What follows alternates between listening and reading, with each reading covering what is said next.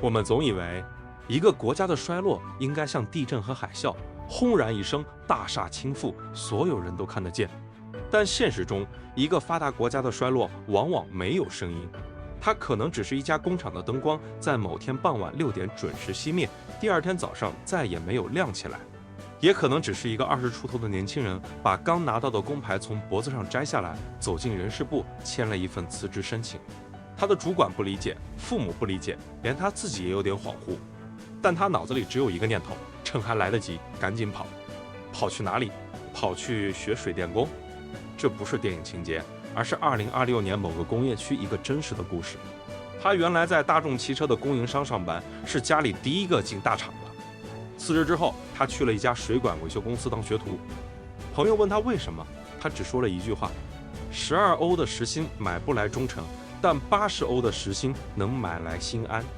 这个跑去做水电工的年轻人不是个例，而是一代人正在用脚投票的信号，而这个信号指向的国家叫德国。这不是一个年轻人的任性，这是一代德国中产的集体转向。曾几何时，德国制造4个字就是这个世界的质量保证。汽车、机床、化工、精密仪器，德国靠这些打下了欧洲最稳固的中产阶层。一个蓝领工人靠一份大众汽车的岗位能养活一家4口，老婆全职在家，每年度假2次，孩子上公立大学1分钱不花，退休金足够环游世界。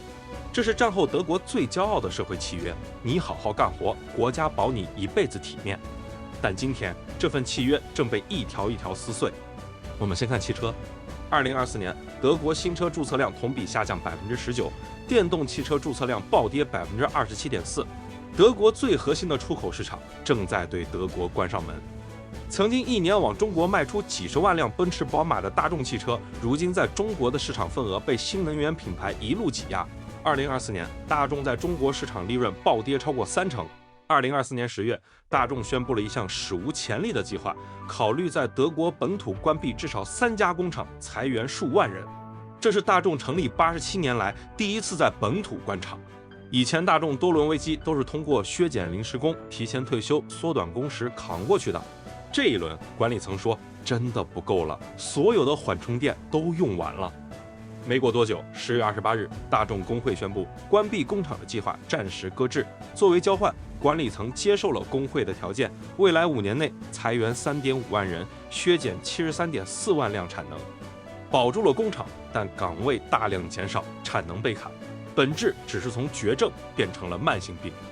不只是大众，2024年2月，全球第1大汽车零部件供应商博世宣布裁员1200人。同月，全球第2大供应商采埃孚宣布裁员1.2万人。3月，大陆集团宣布裁员7000人。德国的汽车供应链正在经历一场雪崩式的岗位蒸发。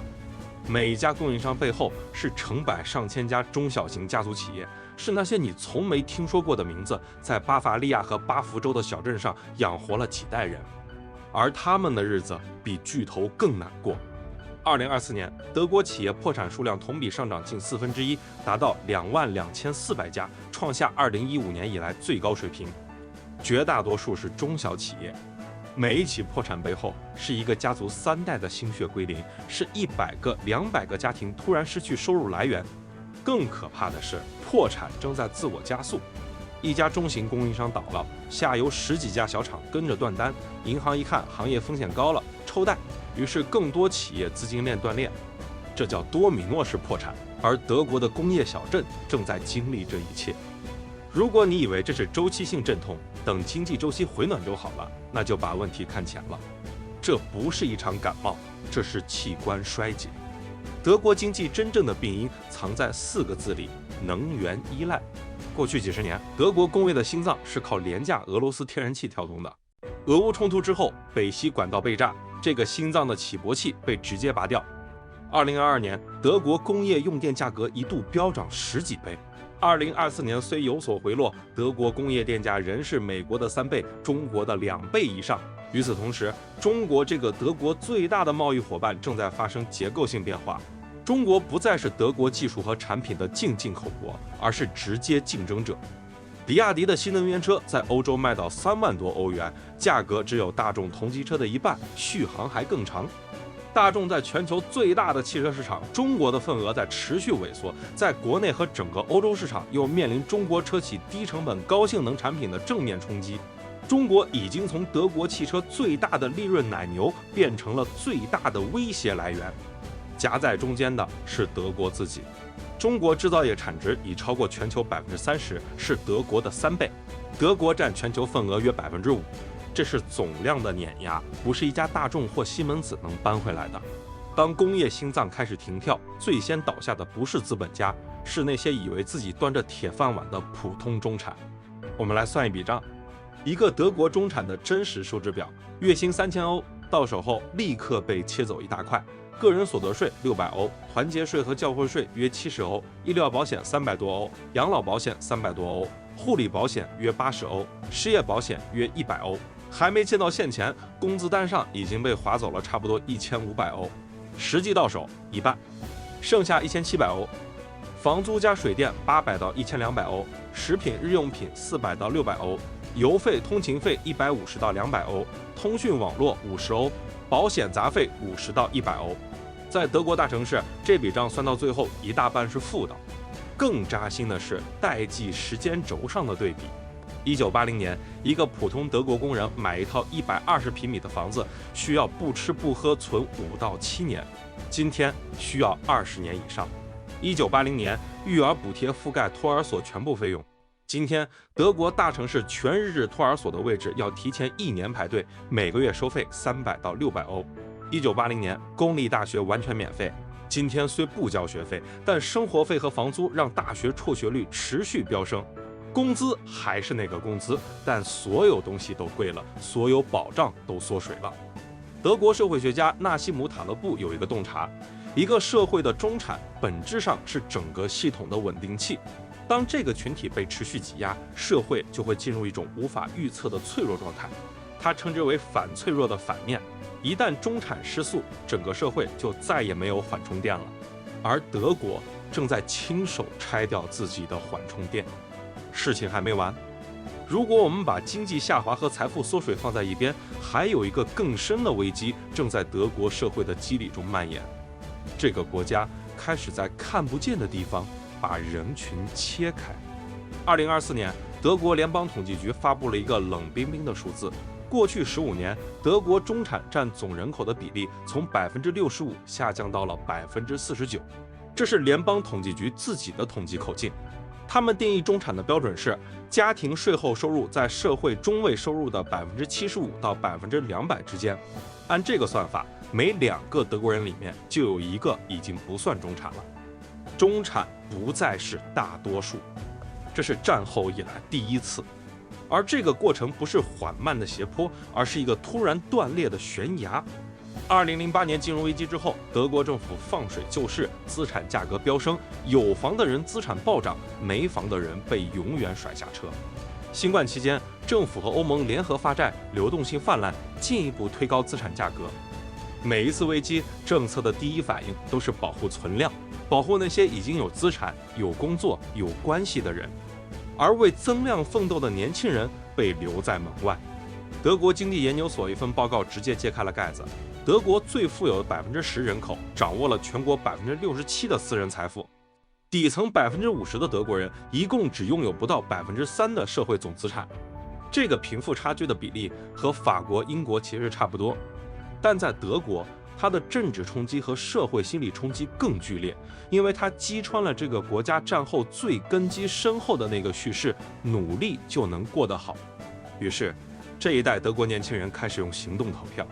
德国工商总会2024年调查发现，超过半数德国企业招不到足够的学徒，年轻人不愿意进工厂了，他们宁愿去送外卖、做咖啡师、当自由职业者，做任何能让自己随时可以抽身的工作。